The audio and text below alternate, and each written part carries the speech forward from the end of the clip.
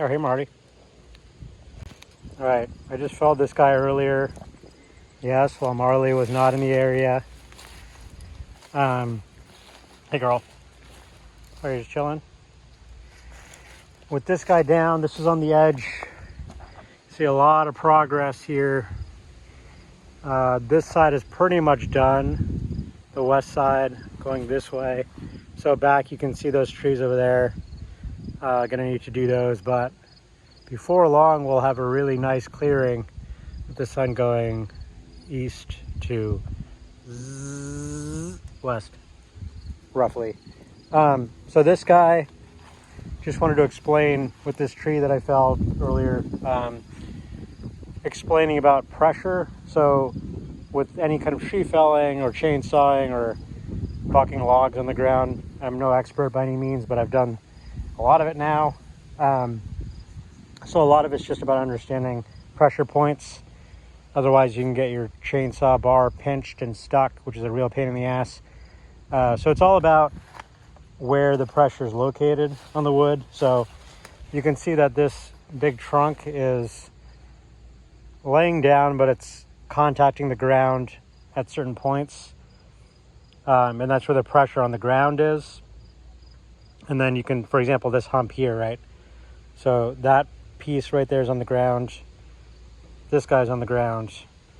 So the compression here, if I try to cut at this point, for example, then the weight's gonna go zzz, and it's gonna go zzz. And then my little slit, if my chainsaw bar is here, it's gonna close and it's gonna pinch my chainsaw. So it's gonna be stuck here as these sides go down. So that's not good. Unless you have another chainsaw or some other way, a handsaw, that can really be dicey. And I've been in that situation now where you can't, like if it's in a big log like this or a big trunk and the chainsaw's pinched here, the bar, so the bar is all the way out through the other side. When this guy pinches down, there's not really a way to get it out. You could use a winch or something with a truck or a tractor, but you can avoid it by just understanding the pressure points. So here, for example, what I might do is, let's take this piece, for example. So this guy is touching the ground. So that means if I cut here, because this is already laying, all the pressure that's going to be exerted downward is already on the ground. So if I cut right at this point, it's not going to pinch. I know that because it's elevated on this side, it's elevated on that side. So you can see that this guy's hanging, right? So if I cut right here, this guy's just going to drop.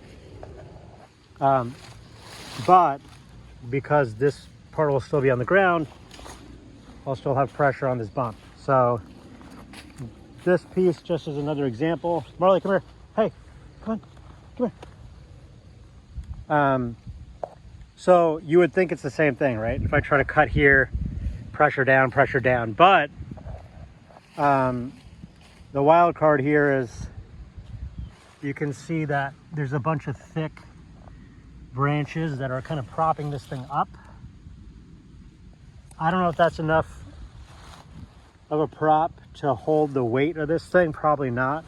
But because this is already fractured, I can probably get away with it. Oh no. Ah! Damn it.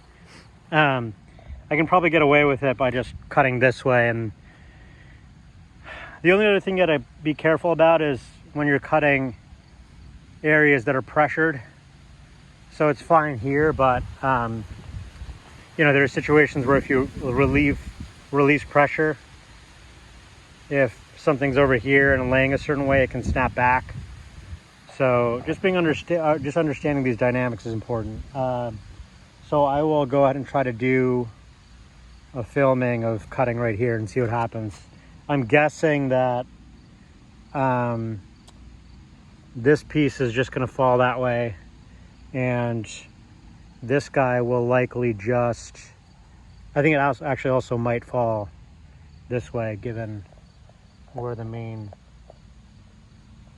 the branches underneath that are propping it up are angled this way, so I think this will also go that way. So we'll see what happens. Wu-Tang! Marley. Oh.